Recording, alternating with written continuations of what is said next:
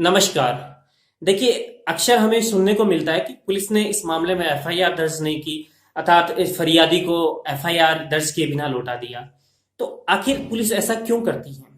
देखिए, पुलिस के समक्ष आए दिन किसी ना किसी मामले में भीड़ लगी रहती है और लगभग एक दिन में अगर पुलिस के पास 10 केसेस आते हैं तो उनमें से 2 केस ही रजिस्टर्ड हो पाते हैं। तो 8 केसेस को पुलिस रजिस्टर्ड क्यों नहीं कर पाती? जब पुलिस की कोई मजबूरी है या ऐसा कोई कानून है जिसमें यह लिखा हुआ है कि पुलिस किसी फरियादी को उसकी एफआईआर रजिस्टर्ड किए बिना लौटा देगी? तो देखिए, ऐसा इसलिए हो पाता है क्योंकि एक तो आम आदमी जागरूक नहीं होता है कानून के प्रति कि भाई उसका अधिकार है एफआईआर दर्ज कराने का, और अधिकार होते हुए भी वो मांग नहीं कर पाता क्योंकि वो जागरूक नहीं है। दूसरी चीज ये है कि अक्सर ये होता है कि जब पुलिस किसी मामले में एफआईआर दर्ज करती है तो पुलिस के समक्ष उस मामले में, अर्थात जब भी एफआईआर दर्ज हो गई तो उसका इन्वेस्टिगेशन स्टार्ट करना होता है, और इन्वेस्टिगेशन स्टार्ट करने के लिए उसे पुलिस स्टाफ भी चाहिए होता है, और मतलब इस प्रकार उसका भार बढ़ जाता है। अगर एक थाने में 40 का स्टाफ है, आए दिन 10 एफआईआर रजिस्टर्ड होगी, तो ऐसे में स्टाफ कम पड़ जाएगा।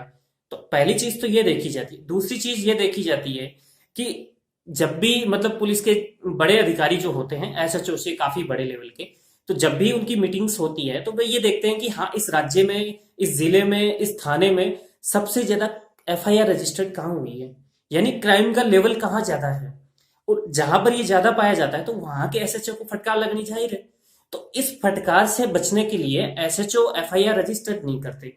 एसएचओ ये सोचते हैं कि कैसे जैसे भी इस मैटर को यहाँ पर ही क्लोज किया जाए।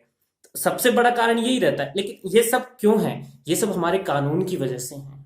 हमारे कानून में ऐसा प्रोविजन भी है, सीआरपीसी 154 ये प्रोविजन करता है कि हर व्यक्ति का अधिकार है, चाहे आपके साथ अपराध हुआ हो या नहीं हुआ हो, लेकिन आपने अपराध होते हुए देखा है तो आपकी राइट, आपका ये राइट है कि आप एफआईआर दर्ज कराएं, या आप किसी के परिजन हैं या किसी प्रकार से आप हितपत हो या नहीं, लेकिन अगर आप एफआईआर दर्ज करवाना चाहते हैं और वो गंभीर मामला है तो पुलिस की यह जिम्मेदारी है उस मामले में एफआईआर दर्ज करें।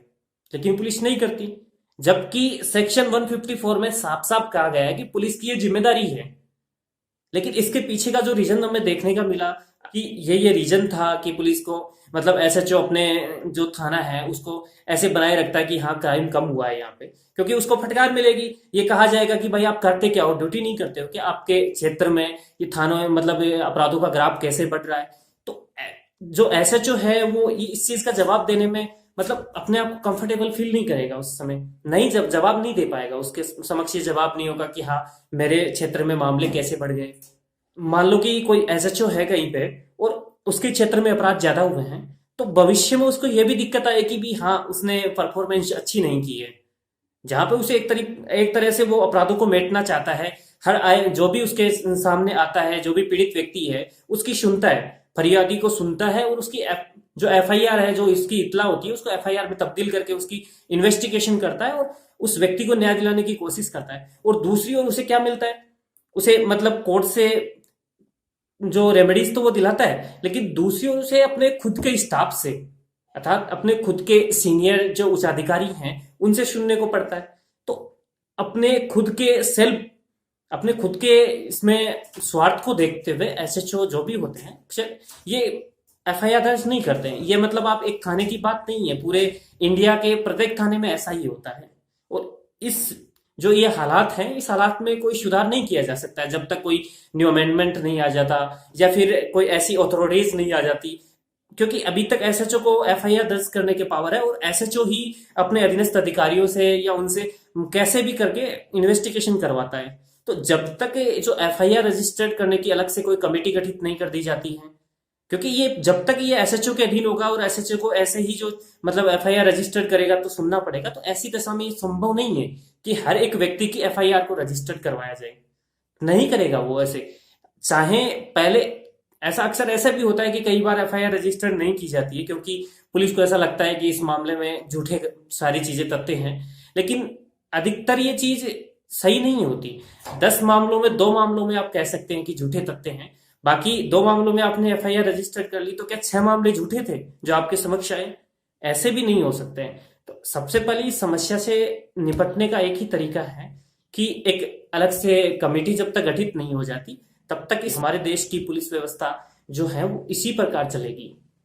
एसएचओ भी अपनी स्वार्थ को देखता है, हर आदमी, आप भी देखोगे मैं भी देखूंगा, उसी प्रकार एसएचओ भी इस चीज को देखता है कि भाई मेरे खिलाफ जब कार्रवाई होनी है, मैं ही आम आदमी को न्याय दिलाने की कोशिश करूंगा और मेरे खिलाफ भी कार्रवाई हो जाएगी तो मैं एफआईआर रजिस्टर्ड क्यों करूं। और ये आप भी समझिए, अगर आप एसएचओ हैं तो आप भी कैसे कर लेंगे। आज ये सबसे बड़ा कारण एफआईआर रजिस्टर नहीं करने का यही है। उम्मीद करता हूं आज का ये वीडियो लेक्चर आपको जागरूक करने के साथ साथ कानून का ज्ञान देने में भी काफी सफल रहा होगा। और यदि आप भी चाहते हैं कि मैं किसी विषय पर वीडियो लेकर आऊं तो आप मुझे कमेंट में लिख सकते हैं, मैं जरूर कोशिश करूंगा कि आपके विषय पर वीडियो लेकर आऊं। धन्यवाद।